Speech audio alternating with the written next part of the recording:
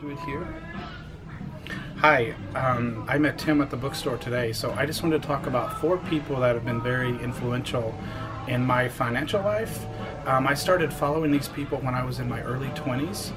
The first one I'd like to talk about is Clark Howard. Clark has a couple of books out. He also has a podcast and a radio show he does on CNN, and a private podcast you can download and watch each week. So Clark Howard's philosophy is basically hold on to the money you get. He's always talking about don't being ripped off, don't paying unnecessary bank charges. When you buy something, do research. So he always tells you like the best month to buy a new car, the best month to buy a car, maybe not a new car, the best month to buy a mattress, when to book a vacation, how to use your frequent flyer miles. So he really gets into kind of the frugal aspects of living. He's done very well. He retired at age 30 with enough money to live the rest of his life. The other person that I started following when she had a TV show, was Suze Orman. Suze Orman also has a typical philosophy that Clark does, but she talks about financial freedom. So basically owning your finances. If you're in debt, she talks about how to get out of debt. What's good debt, what's bad debt. Good debt being mortgage, because that is, you get some tax breaks and tax deduction on the interest. But also she talks about if you're in credit card debt, how to pay those off and how to get free from your debt. She also talks about the importance of knowing your credit score, your FICO score, because everything is based on that, especially in the US. So whether you're getting a loan, your interest rate may be based on your FICO score, as well as if you're trying to get insurance for your car.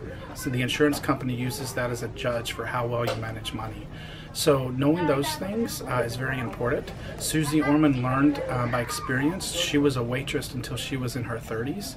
She received a loan from a friend for $10,000. She actually invested and lost every dime of that. That's when she started to researching and owning her own financial freedom, if you would. She also has several books. Her TV show is no longer on, but she's on multiple media outlets.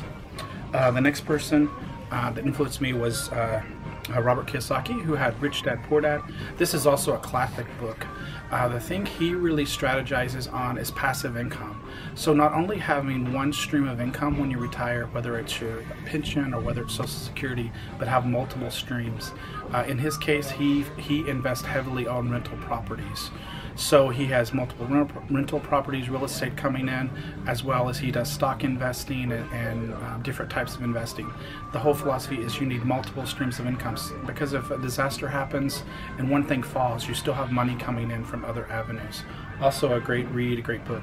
And finally, the last guy that I read and listen to sometimes, Dave Ramsey. Dave is out of Nashville, Tennessee. His program is more of a faith-based program. So kind of the golden rule, do unto others as you would have done to you. He also focuses on cash buying. Very simple. If you can't afford it, don't buy it. He really teaches you how to save money, so when you do have to make a purchase, you can pay cash for it. He's against all credit cards, and basically he says if you can't pay cash for something, you shouldn't be buying it.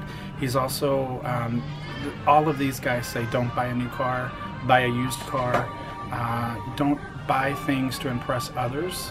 And follow these guys. I followed them for many years, and it's really got me to where I am today. Thank you.